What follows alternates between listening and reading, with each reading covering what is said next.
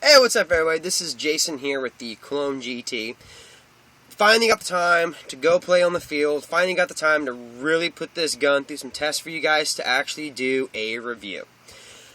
So, still loving it.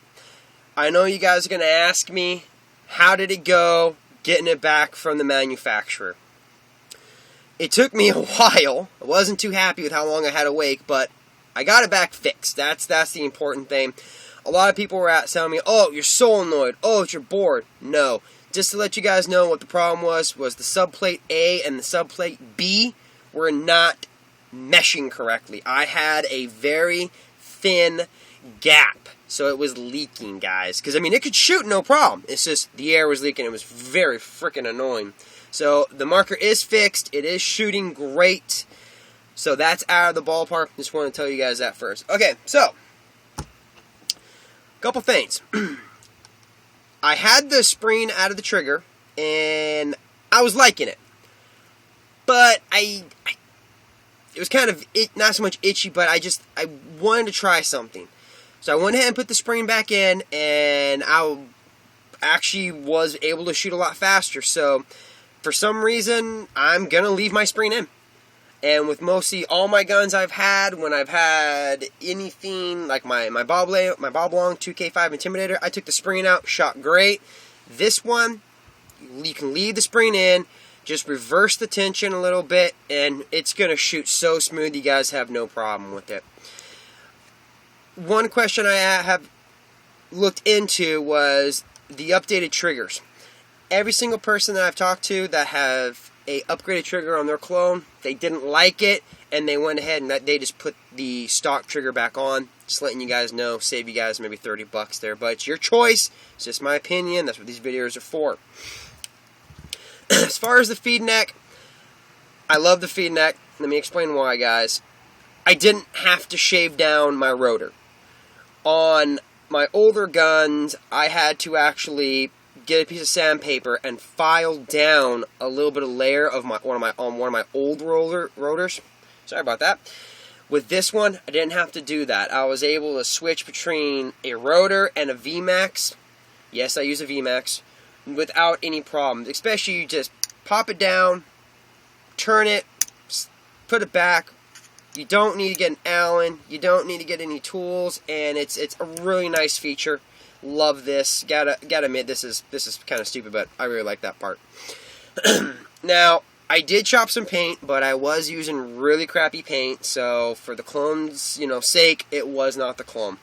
One thing I was impressed with is even after getting the breech brakes, shot the gun a couple times, and that is pretty much all I got on my bolt.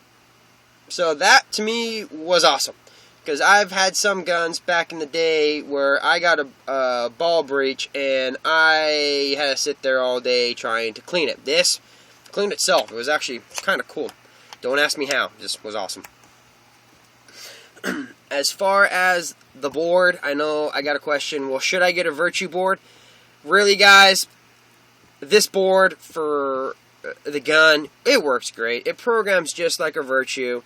You just have an up or down feature instead. You have to hold the trigger down differently. But overall, the board, the Metal Militia board, beautiful board. It's really good. I actually still have the same battery in here I got the gun with. So it's a really good gun as far as battery life. So love the Metal Militia board. Stay with it, guys. You don't have a problem with that.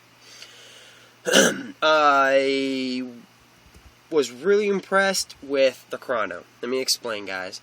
I went up there, and even with shooting really crappy paint, I was only once in a while losing 2 up or 2 down.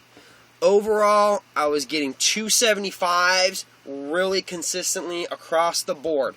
Now, a lot of people are going to ask you, okay, well, how come that's important? Let me tell you guys. Nowadays, with a lot of fields, even a lot of tournaments, refs are carrying chronos. You need a gun that, as soon as you chrono it at the field station, or the chrono station, however your field's set up, you start playing, you don't need it to start shooting hot. Because then you got to go back down, you got to, re-chrono your gun, go back up, and you've already wasted time. So you do want a marker that's going to have a very consistency FPS. That's going to save you guys in the long run. Air consumption, I don't really want to go into that too much, only because even with all the tests I've done to this, I still haven't put around, 20,000 balls through it. That a lot of people are probably going to go, that sounds really high.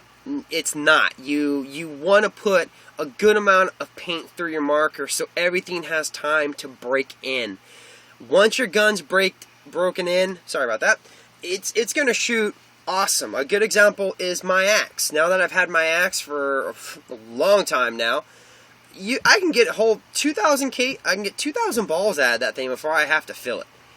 But it does have a lot of upgrades, but that's just a good example. You want to break in your gun. You want to, put your gun through tests. You want to see if your gun's going to be able to aim. As far as the feel, I'm still really loving it, especially with the clone. It's not too big, and it's not too small. Like a lot of people, especially like the old Bob Wong 2K2s, 2K5s, those things were a tank. Okay, sure, they were fast as, all get out, but you want a gun that's gonna fit nicely, And so this is the way I do shoot my gun, guys. Just let you know. I know some people do this whole like death grip on the reg, but I like doing the thumb up top. It gives me a little bit more control. And of course, you can see right now, you got plenty of distance or space, whatever you want to call it, in the finger guard. I got small skeleton hands. A couple of my buddies have big sausage fingers, and you don't want to be like, trying to shoot and hitting your finger on that like some of the predecessor guns, man. Now, I do have to say, after playing with this gun, after shooting this gun, I really do think actually it's a good price range. Just playing with it and seeing the reliability of it, seeing what it was able to do on the field. I mean, this is a true story. I got accused of shooting ramping. Okay, this gun's set for semi. I never go over semi. That just tells you how fast, how, smooth this gun is. It was quiet on the field compared to the other people shooting their egos or even the rental guns. No one knew where this gun was shooting from, and especially if you're a snake player or a mid player, that's what you want. You want a quiet gun. You want a gun that's going to definitely make people wonder where you are, and by the time they think they know where you are, you've already got them out. No, excuse me. Now, I am going to go ahead and I'm going to shoot more paint for this gun because I do want to really see the overall air consumption of it once it's broken in. Like I mentioned, though, I can't really do that right now, so I do apologize. Now, the one thing, I know I'm going to get asked this, I'm going to say right now, is it smoother shooting than my axe? I'm going to have to say yes.